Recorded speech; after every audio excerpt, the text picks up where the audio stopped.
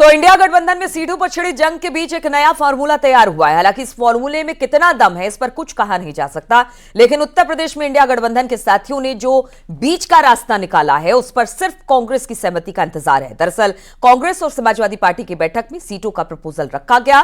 सूत्रों के मुताबिक इस मीटिंग में सपा की तरफ से अपने पास 55 सीट रखने की बात कही गई है, तो वहीं कांग्रेस को सिर्फ उत्तर प्रदेश में 15 सीट देने की बात चल रही है। मुझे उम्मीद है कि जो गठबंधन की बातचीत हो रही है अच्छे माहौल में बातचीत हो रही है। अखिलेश जी का कौन भरोसा है। उत्तर प्रदेश में विपक्षी दलों में गांठ तो है, लेकिन बंधन धीरे धीरे कमजोर हो चला है। 4 दल साथ साथ तो हैं, लेकिन 4 मीटिंग में भी बात नहीं बन पाई है। ऐसे में एक और राउंड की बैठक कल होने वाली है, वो भी वर्चुअली, जिसमें अखिलेश यादव कांग्रेस के सामने सीटों की बात रखेंगे और पूछेंगे उनका फॉर्मूला कबूल है तो ठीक, नहीं तो फिर मध्य प्रदेश की तरह राम राम। मुझे उम्मीद है कि जो गठबंधन की बातचीत हो रही है वो अच्छे माहौल में बातचीत हो रही है और उसका बहुत जल्दी आपको पता लग जाएगा। अखिलेश यादव का मानना है कि कांग्रेस के साथ उनकी सार्थक चर्चा हो रही है। जो कभी कांग्रेस को सिर्फ 2 सीटों पर समेटना चाहते थे, उनके लिए अब सीटों की संख्या बढ़ा दी गई है। लेकिन राष्ट्रीय पार्टी होने के नाते क्या कांग्रेस समाजवादी पार्टी की हां में हां मिला सकेगी? वो भी तब जब मध्य प्रदेश में उसे उसी समाजवादी पार्टी से मुंह की खानी पड़ी। ऐसे में जो अखिलेश यादव ने फॉर्मूला तैयार किया उसे समझना जरूरी है। समाजवादी पार्टी अपने पास 55 सीट रखना चाहती है, कांग्रेस को सिर्फ 15 सीट देने की तैयारी है। जयंत की पार्टी आरएलडी को 5 सीट देने की चर्चा है। चंद्रशेखर आजाद को 1 सीट पर सहमति बनी है। वहीं महान दल को भी 1 सीट देने की योजना है, लेकिन 3 सीट अब भी रिजर्व रखा गया है। दरअसल सीटों का ये फॉर्मूला अखिलेश यादव का है, जिस पर अब कांग्रेस से बातचीत चल रही है, लेकिन अभी तक कोई फाइनल फैसला नहीं लिया गया। महत्वपूर्ण जानकारी सूत्रों के हवाले से न्यूज 18 को ये लगी है कि लगभग 55 सीटें ऐसी हैं जहां पर समाजवादी पार्टी चुनाव लड़ना चाहती है, तो कांग्रेस 1.5 दर्जन सीटों की डिमांड कर रही है। वहीं आरएलडी को 5 से 6 सीटें मिल सकती हैं, तो चंद्रशेखर आजाद को 1 सीट देने और महान दल को भी 1 सीट देने पर इंडिया अलायंस विचार कर रहा है। इन सब के अलावा समाजवादी पार्टी ने रिजर्व सीट उन छोटे छोटे दलों के लिए बचा रखी है जिन्हें गठबंधन में शामिल करने की रणनीति है। उसमें सबसे पहला नाम ओम प्रकाश राजभर का है, जिन्हें गठबंधन का हिस्सा बनाने के लिए अब समाजवादी पार्टी पूरी ताकत झोंक चुकी है। जानकारी है कि ओपी राजभर को मनाने की कोशिश चल रही है। राजभर की डिमांड पूरी करने की बात हो रही है। राजभर जाएंगे तो 3 सीट देने को सपा राजी है। सूत्रों से मिली जानकारी के मुताबिक अब राजभर को भी साथ लाने की कोशिश हो रही है, लेकिन राजभर बीजेपी को छोड़कर जाने को तैयार नहीं। कि अखिलेश जी का कौन भरोसा है। 2 बार गठबंधन किए, बसपा से तो नहीं टिक पाए, 2 बार कांग्रेस से किए नहीं टिक पाए, 2 बार आरएलडी से किए नहीं टिक पाए, निषाद पार्टी से किए नहीं टिक पाए, ओम प्रकाश राजभर भारतीय समाज पार्टी से किए नहीं टिक पाए। तो जब उनका खुद नहीं भरोसा है तो मायावती जी की क्या बात कर रहे हैं। हालांकि कांग्रेस अभी अखिलेश के फॉर्मूले से अलग 80 सीटों पर अपनी रणनीति तैयार करने में जुटी है और दावा हो रहा है अगर साथ आए तो बीजेपी के खिलाफ साथ लड़ेंगे।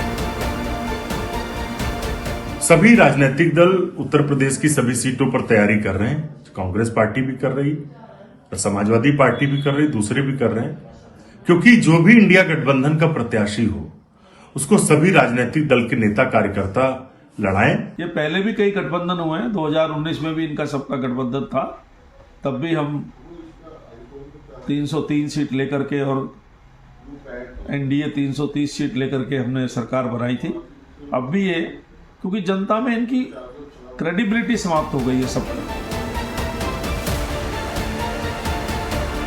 ऐसे में अखिलेश यादव जिस तरह अपने इशारे पर कांग्रेस को गोल गोल घुमा रहे हैं और 80 सीटों पर तोलमोल कर रहे हैं, ऐसे में कांग्रेस समाजवादी पार्टी से गठबंधन जारी रखेगी या फिर समाजवादी पार्टी के साथ मजबूरी वाला करार होने वाला है, अब ये बड़ा सवाल है।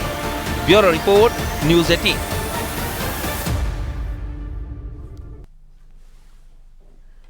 और दक्षिण भारत की सियासत में बीजेपी का राम दर्शन अभियान रामबाण साबित होने वाला है। बीजेपी की कोशिश 130 सीट वाले 6 राज्यों के राम भक्तों को अयोध्या दर्शन कराने की है, जिससे उत्तर भारत की संस्कृति को दक्षिण भारत की संस्कृति से जोड़ा जा सके और इसका लाभ उन सीटों पर भी उठाया जा सके जहां पर 2019 के लोकसभा चुनाव में हार का सामना करना पड़ा था।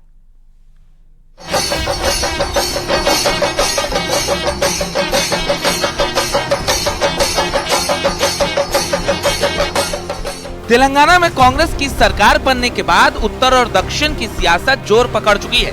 कांग्रेस के बड़े बड़े नेता अब उत्तर से दूर दक्षिण प्रवास पर हैं। चाहे राहुल गांधी हो या सोनिया गांधी, सबकी कोशिश दक्षिण की सियासी आंधी पर है। ऐसे में अब बीजेपी भी दक्षिणी राज्यों में पैठ बनाने निकल चुकी है, वो भी उस मुद्दे के साथ जिसकी गूंज देश ही नहीं बल्कि दुनिया में है।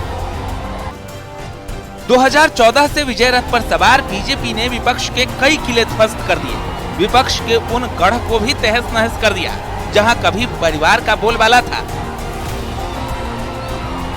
तो अब राम रथ से विजय पथ की ओर अग्रसर बीजेपी दक्षिण का सियासी द्वार भेदने की रणनीति पर आगे बढ़ रही है। कि दक्षिण भारत के, चाहे वो आंध्र प्रदेश हो, केरल हो, तमाम ऐसे राज्य हैं जिनके तमाम भक्तजन आएंगे राम दर्शन यात्रा के लिए आस्था स्पेशल ट्रेनों से, और उसके लिए भारतीय जनता पार्टी के उत्तर प्रदेश में कार्यकर्ता पूरी तरीके से जुटे हुए हैं। यही वो वजह है कि भारतीय जनता पार्टी दक्षिण के राज्यों के सियासी द्वार को राम दर्शन यात्रा के माध्यम से भेदने में जुट गई है। बीजेपी राम दर्शन यात्रा से दक्षिण की ओर कूच कर रही है, जिसकी शुरुआत मंदिरों के शहर मदुरई से होगी। यहां से अयोध्या के लिए देशव्यापी यात्रा की शुरुआत होने जा रही है।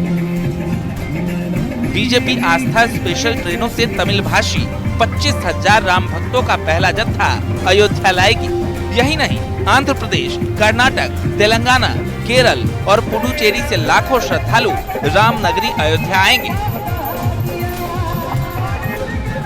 दरअसल बीजेपी ने राम दर्शन यात्रा का प्लान लोकसभा चुनाव के लिए सधी हुई रणनीति के तहत बनाया है। बीजेपी का फोकस दक्षिण भारत के 6 राज्यों पर है। दक्षिण के राज्यों में लोकसभा की 130 सीटें हैं। सिर्फ कर्नाटक में बीजेपी की स्थिति मजबूत है। 2019 में कर्नाटक में 28 में 25 सीटों पर जीत मिली थी। तेलंगाना में 17 में सिर्फ 4 सीटें मिल पाई थी। तमिलनाडु, आंध्र प्रदेश, केरल में एक भी सीट नहीं मिली। अब बीजेपी कर्नाटक और तेलंगाना के साथ इन 3 राज्यों में भी बेहतर प्रदर्शन की उम्मीद लगाए है। पार्टी के केंद्रीय नेतृत्व का मानना है कि राम दर्शन यात्रा इसका प्रमुख माध्यम बनेगी। आज देश नहीं पूरी दुनिया राममय हो गई है और सब लोग अयोध्या की तरफ बढ़ चले हैं भगवान प्रभु श्री राम का दर्शन करने। अब सरकार की प्रतिबद्धता है कि जितने सुंदर संसाधनों का प्रयोग हो सके, वो चाहे बस की सुविधा हो, ट्रेन की सुविधा हो, एयर कनेक्टिविटी की सुविधा हो, वो सब कुछ करने के लिए सरकार प्रतिबद्ध है। जो योजना बनाई है भारतीय जनता पार्टी ने वो यही है कि इसका असर दूर तक जाए। केवल राम जन्मभूमि आंदोलन या राम जन्मभूमि मंदिर का मुद्दा केवल उत्तर भारत तक सीमित न रह जाए, बल्कि दक्षिण तक जाए और वहां पर अपना असर दिखाए।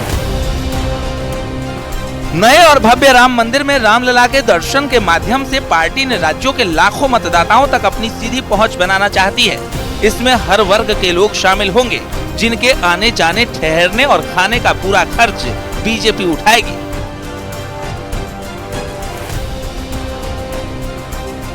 यानी ये सियासी एक्सरसाइज उस लिहाज से हो रही है जिससे उत्तर भारत की संस्कृति को दक्षिण भारत की संस्कृति से जोड़ा जा सके, और राम दर्शन इसके लिए रामबाण साबित होगा। Bureau report, news 18।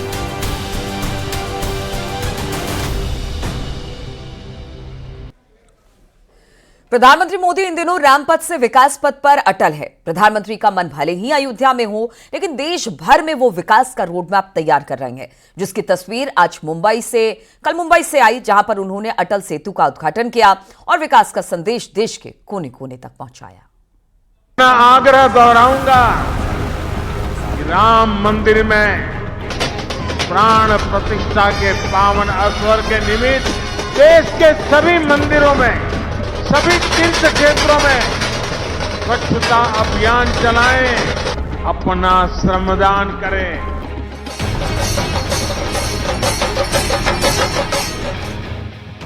विकास पथ से राम पथ तक मोदी का अभियान निरंतर जारी है। इस दौरान वो राम मंदिर के साथ ही विकास का भी संदेश दे रहे हैं।